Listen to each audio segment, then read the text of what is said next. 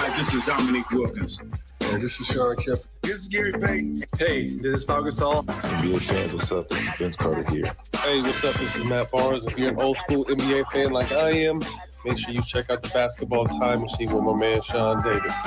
While I'm over here, I'm going to find Hey guys, how's it going? Welcome back to the Basketball Time Machine. My name is Sean David, and I welcome you to your weekly dose of old school NBA basketball. In today's episode, we're going to look at his royal airness. I love that. I got that from Space Jam. Anyway, about Michael Jordan, we're going to take a look at more NBA legends talking about Michael Jordan and how great he was, and I found a lot of new clips, so I'm very sure you guys are going to enjoy it. But before we start, leave a like, subscribe. And that was the new Space Jam that he's referring to, not any other Space Jam. There's only one Space Jam. All right.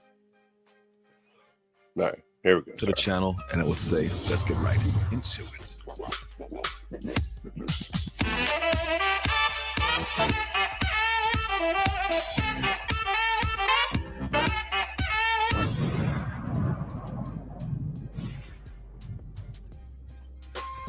Now, the first clip that we're going to take a look at is from Michael Cage. If you don't know that guy, he used to play for the Seattle Supersonics and also for the Cleveland Cavaliers, was a really, really good rebounder. Yes. And he had a story, or at least something to say, which you haven't seen before. Let's take a look. Jordan moment. You know, good question. Here's my Jordan moment. Maybe he wasn't Jordan to everyone else, but I played with Michael Jordan on the national team, 1983 Pan Am Games. We won the gold medal down in Caracas, Venezuela. He was my roommate that whole summer, and he was my roommate at the Village doing the Pan Am Games and the tryouts that we had the year earlier, where there was Charles Barkley, all these, Karl Malone, John Stockton, all these up and coming names. And there was this kid that everybody wanted to see over on court 3. Now I'm on court 1, there's court 2, court 3. And they said, this is Jordan kid.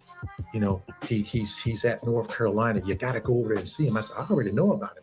But I'm like going, after my game is over, I'm going over to court 3 and see this guy.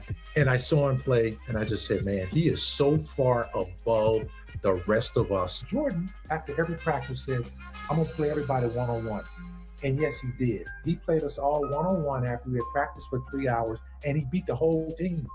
And I knew at that moment in 1982 at the tryouts and at the games in 83, this guy was going to be the truth, and he certainly was. Now, did we ever think he'd eclipse where he, got to?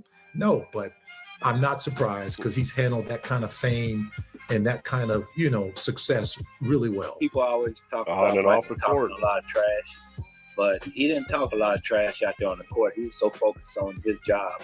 Me and him really didn't get into any verbal matches because I knew, being the player that I am, you don't want to get him riled up. He already come to play, but if you start talking noise to him, he's going to take his game to another level. I can remember, doing this and doing when he retired.